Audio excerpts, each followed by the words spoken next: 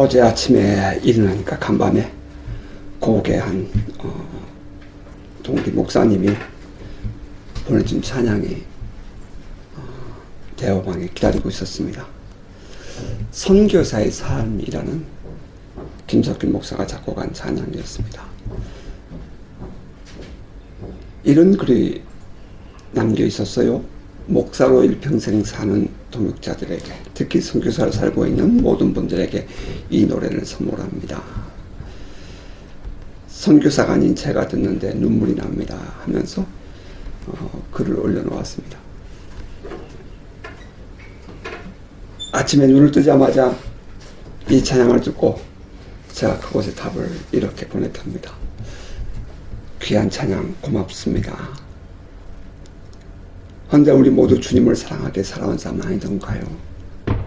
사랑하기에 주님의 기쁨이 되고 싶었고, 또 사랑하기에 언뜻 따라 나선 우리들의 삶이었음을 다시 한번 돌아보게 됩니다. 처녀 총각이 만나서 결혼하여 일생을 함께한 것처럼 주님께 온통 빠져서 그저 주님 한 분 바라보고 살아온 우리네 인생이었네요. 가끔은 넘어지고 깨져도 싫다고 버리지 않으시는 주님의 사랑이 우리를 여기까지 오게 한 거지요. 그렇게 답을 보냈습니다. 젊은 날 주님을 만나서 그분과의 사랑에 빠져서 한평생을 주님 일에만 몰두하고 살아온 우리의 모습이 아니었나 돌아봅니다. 열매가 얼마나 되는지, 큰지 작은지 많은지 적은지, 그것은 솔직히 주님 앞에서 계수할 일이라고 생각합니다. 하지만 한 가지 분명하게 고백할 수 있는 것이 있습니다. 참으로 주님을 사랑했고 또 사랑합니다 하는 것입니다. 주님 사랑 때문에 이 세상에서 바보가 되었고, 주님 사랑 때문에 저는 생각하지 못했던 삶도 살아왔던 거지요. 오늘 본문 말씀을 묵상하고 또 묵상하면서 제 안에 밀려온 사도 바울의 마음은 주를 사랑하기에 살아내야 할 삶이 있다 하는 것이었습니다. 그러한 의미에서 오늘의 설교의 부제를 붙인다면 그리스도를 위해서라면 이라고 할 수 있겠습니다. 또 며칠 전에 2016년도에 아마도 9월달쯤 됐던 것 같은데, 마가복음 제가 쭉 이 하나님나라의 관점에서 강의를 하면서 올려놓은 한 유튜브 설교에 모르는 분이세요? 어떤 형제가 이런 글을 달아놓았습니다. 그 설교의 제목은 부부, 하나님이 짝지어주신 언약의 관계라는 제목이었습니다. 그분이 이렇게 글을 올렸어요. 근데 짝사랑으로 시작해서 능력도 없고 저랑 도저히 직업 차이, 현실 차이가, 레벨 차이가 많이 나는데 헤어지기도 힘들고 이루는 것도 힘들면 어쩌죠? 짝지어주신 친구나 애인이 헤어진 경우도 있나요? 이렇게 올려놨어요. 여러분들이 유튜브에 가서 우리 교회 영상을 보면 이 글이 그대로 올려져 있습니다. 답글을 써야 하나 말아야 하나 많이 망설이다가 아직 그냥 두었습니다. 만일 제가 그 답글을 써야 한다면 저의 답은 이렇습니다. 우리의 신랑 되신 주님과 신부된 우리의 모습은 어떨까요? 차이가 나도 엄청 차이가 난다고 생각하는데 형제의 생각은 어떻습니까? 맞습니다. 저는 그래서 주님의 사랑이 더욱 필요합니다. 늘 깨어지고 넘어지고 부족한 투성이기에 더 귀한 주님의 사랑이 저에겐 필요합니다. 마찬가지로 어쩌면 형제에게는 그래서 그 자매를 하나님이 맺어주신 것 아닐까요?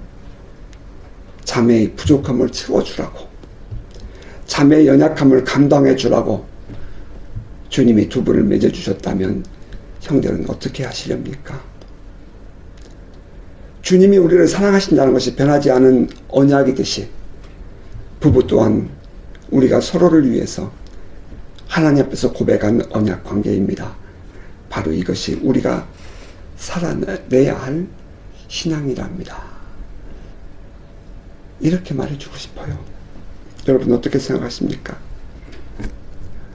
서로에게 무엇인가 도움이 되고 만족을 줄 수 있는 그 무엇이 있으면 사랑한다, 좋다 말하다가 무엇인가 힘들어하고 자기 마음에 안 들면 욕하고 헤어지는 것이 부부관계라면 그것을 진정으로 사랑하는 사람의 관계, 언약의 관계라고 말할 수 있을까요? 주님이 우리에게 보여주신 사랑이 어떤 것입니까? 주님이 보시기에 우리는 한없이 부족한 사람들 아닙니까? 그럼에도 불구하고 우리를 사랑하고 아껴주신 것이 주님의 사랑입니다. 때로는 넘어지고 깨지고 또 때로는 주님을 모르는 척 외면해도 주님은 한 번도 우리를 버리신 적이 없는 분이십니다. 그것이 진정한 사랑입니다.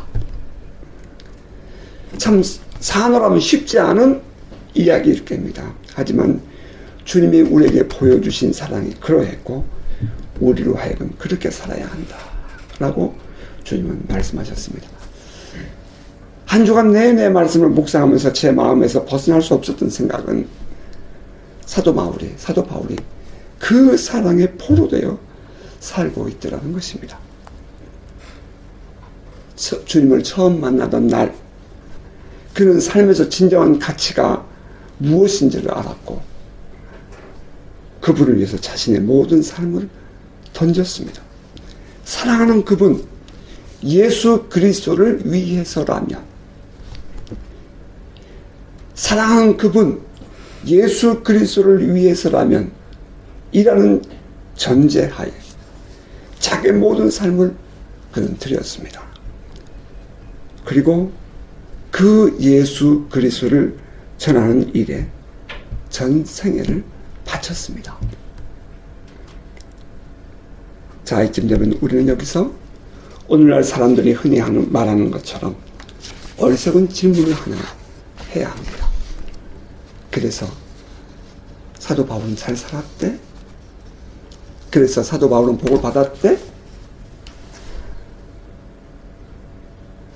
사도 바울의 삶을 알고 있는 우리에게는 참 미련한 질문처럼 들립니다. 하지만 이 오늘날 살아가는 많은 신앙인들에게 이 질문은 반드시 던져지고 얻어져야 할 해답이 아닌가 싶습니다.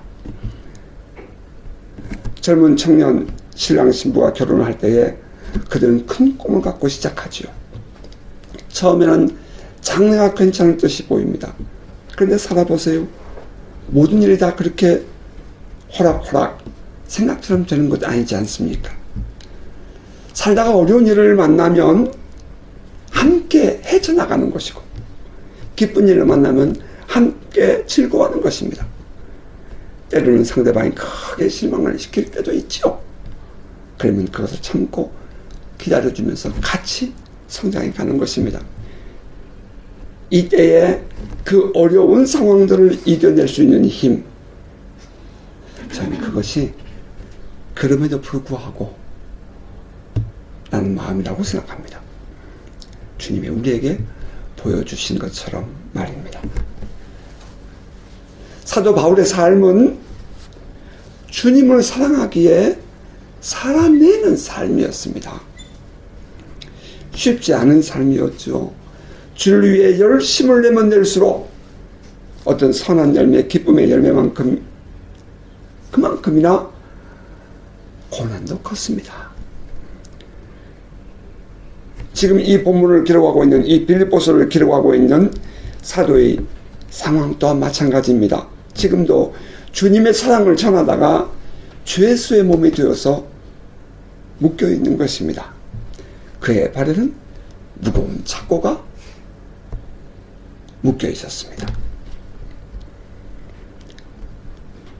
그럼에도 불구하고 사도의 마음을 사로잡는 것이 있었습니다. 그것은 주님을 위해서라면 이라는 그 주님을 향한 사랑이었습니다. 사도는 이렇게 말합니다. 우리가 22절부터 읽었지만 그 20절 이하를 보면 이렇습니다. 나의 간절한 기대와 소망을 따라 아무 일에든지 부끄러워하지 아니하고 지금도 전과 같이 온전히 담대하여 살든지 죽든지 내 몸에서 그리스도가 존귀케 되게 하려 하나니 이는 내게 사는 것이 그리스도니 죽는 것도 유익함이라. 그러나 만일 육신으로 사는 이것이 내 일의 my work, 내 일의 열매일진데 무엇을 택해야 하는지 나는 알지 못하노라. 내가 그 둘 사이에 끼었으니 차라리 세상을 떠나서 그리스도와 함께 있는 것이 훨씬 더 좋은 일이라 그렇게 하고 싶으나 내가 육신으로 있는 것이 너희를 위하여 더 유익하다. 내가 세상을 떠나서 그리스도와 함께 있는 것이 훨씬 더 좋은 일이다. 이 말은 이 세상에서 한없이 힘들고 고통스러워 내가 이 세상 빨리 떠나고 싶어 그런 의미가 아니라 내가 사랑하는 주님과 함께 살 수 있다면 나는 그곳에 가는 것이 하루도 빨랐으면 좋겠어.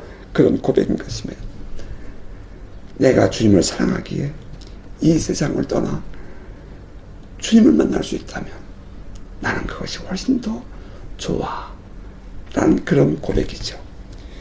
주님을 사랑하기에. 그러나 그가 자기 삶에서 고려해야 할 한 가지 부담이 있었습니다. 그것은 이 땅에서 믿음을 지키며 살아가는 성도들에 대한 부담감이었습니다. 우리는 이것을 거룩한 부담감, 곧 사명감이라고 말합니다. 사도가 이 땅에서 살아야 할 이유가 있다면 그것은 주님이 사랑하는 영혼들이 이 땅에 있기 때문입니다. 내가 육신으로 있는 것이 너희를 위하여 더 유익하리라. 24절 말씀이었습니다. 자, 이어지는 사도의 도편절은 이렇습니다. 내가 살 것과 I will remain, 내가 앞으로 더 살 것과 그런 말입니다. 너희 믿음의 진보와 기쁨을 위하여 너희 무리와 함께 고할 이것을 확실히 아노니 내가 다시 너희와 같이 믿음 있으므로 그리스도 예수 안에서 너희 자랑이 나로 말미암아 풍성하게 하려 함이라.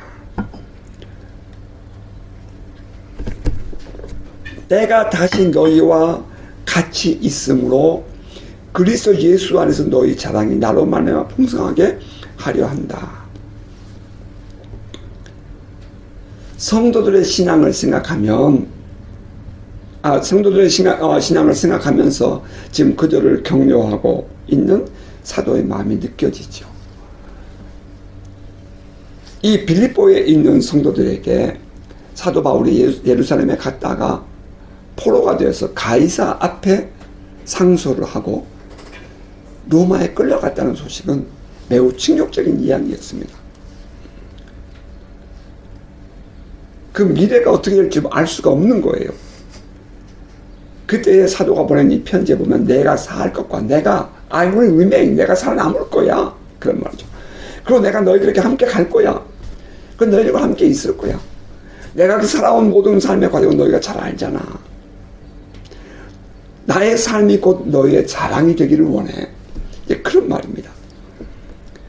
이것은 사도가 자기를 자랑하고 성도들에게 무엇인가를 드러내기 위해서 하는 말 아니었죠.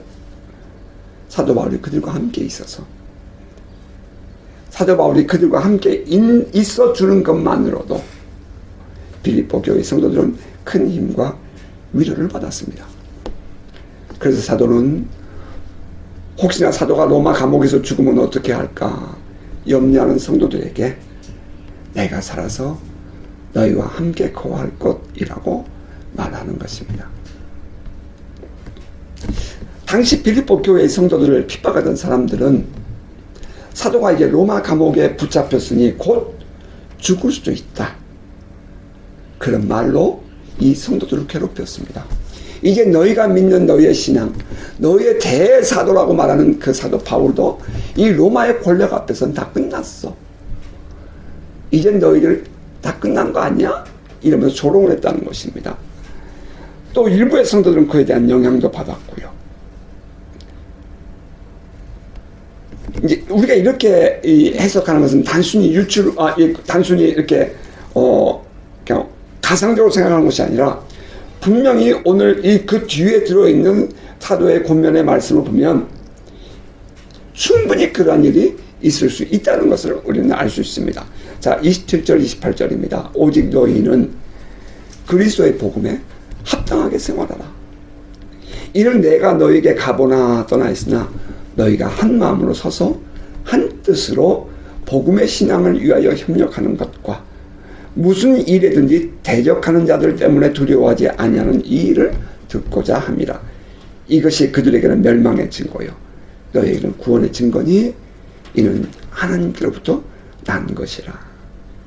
사도는 빌립보 성도들에게 그리스도의 복음에 합당하게 생활하라 권면합니다. 이유는 그 외부의 모든 상황들이 그들을 바라보고 있기 때문입니다. 외부에서 박해하고 대적하는 자들이 이 빌립보 교회 성도들을 지금 주시하고 있는 거예요. 과연 저들의 믿음을 어떻게 지켜갈 것인가? 과연 저들은 어떻게 앞으로의 삶을 살아갈 것인가?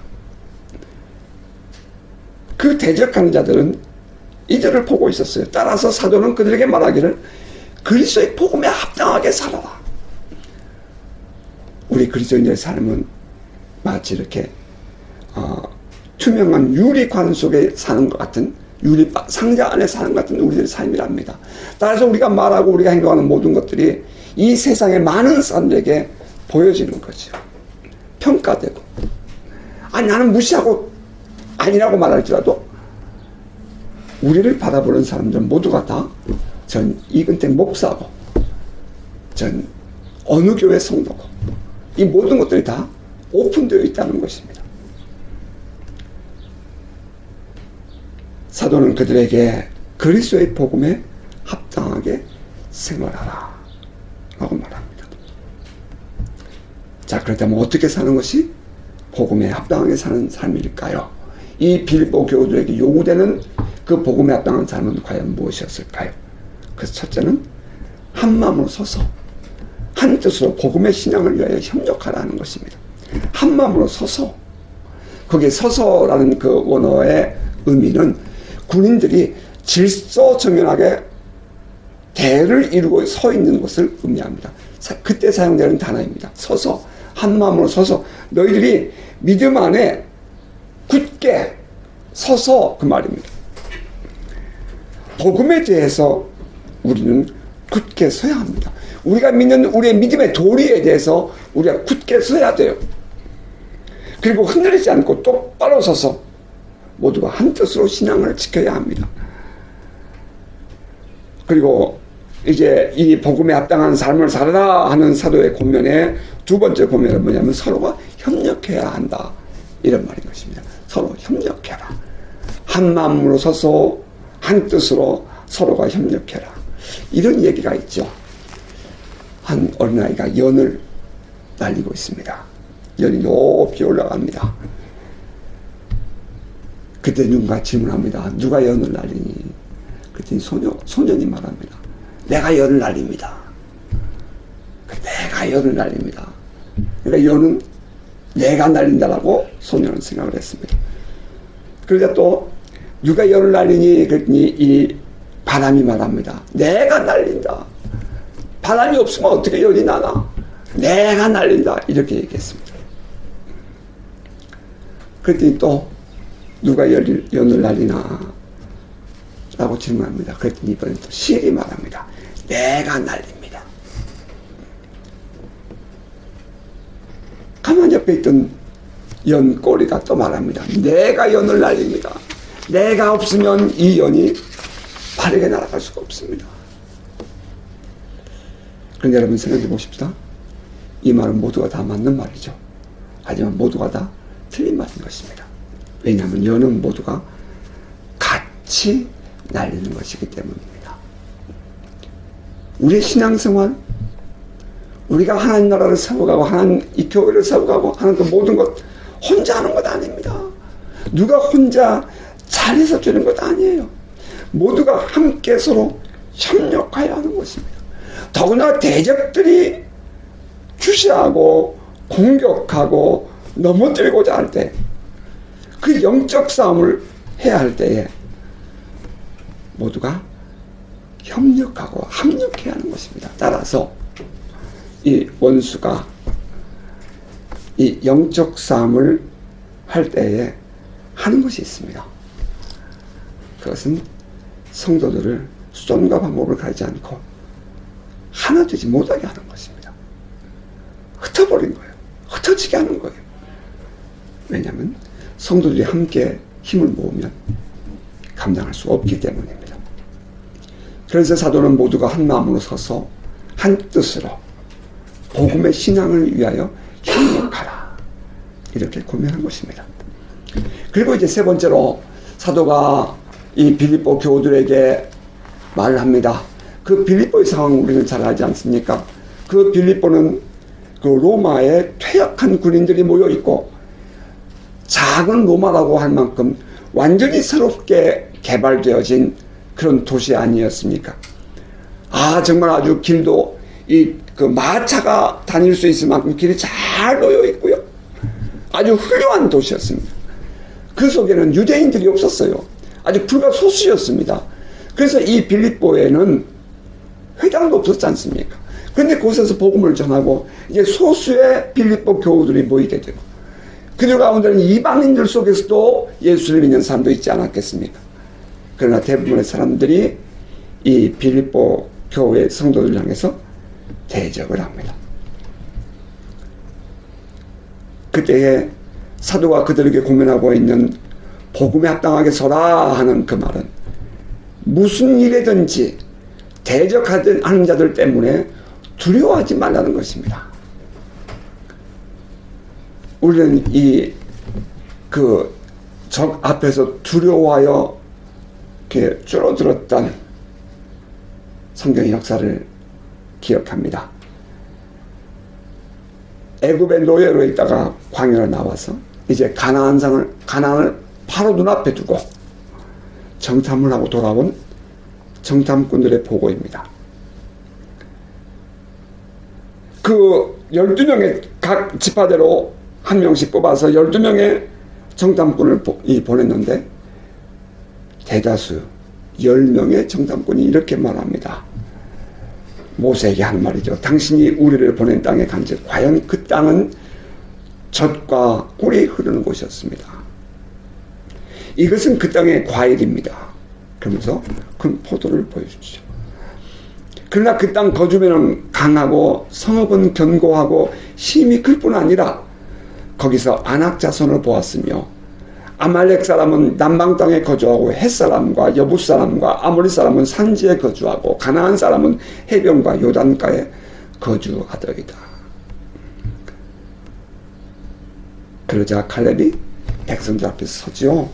그리고는 우리가 올라가서 그 땅을 취하자. 능히 이기리라. 하나님이 우리를 도우시며 능히 이기리라. 이렇게 말합니다. 그러자 이제 이 10명의 그 대다수가 뭐예요? 그 정도 한 90%죠. 그 사람들이 외치는 겁니다. 우리가 두루다니며 정탐한 땅은 그 거주민을 삼키는 땅이요. 거기서 본 모든 백성은 신장에 장대한 자들이며 거기서 네피림 후손인 아낙 자손의 거인들을 보았나니 우리는 스스로 보기에도 메뚜기 같으니 그들이 보기에도 그와 같았을 것이라. 예, 그들이 본 것은 사실이에요. 그 거친 땅을 보았고 그곳에 살고 있는 이 네피림의 후손 아낙 자손들도 보았습니다. 기골이 장대한 가나안 사람들도 보았어요. 이건 사실입니다. 그리고 그 보고가 틀린 것도 아니었어요. 문제는 그 사실을 해석하는 눈이 틀렸다는 것입니다. 우리가 만나는 많은 삶의 문제들, 그것이 사실입니다. 그러나 그것을 어떠한 눈으로 바라보고 어떻게 이해하고 해석하느냐에 따라서 우리의 삶은 달라진다는 것입니다.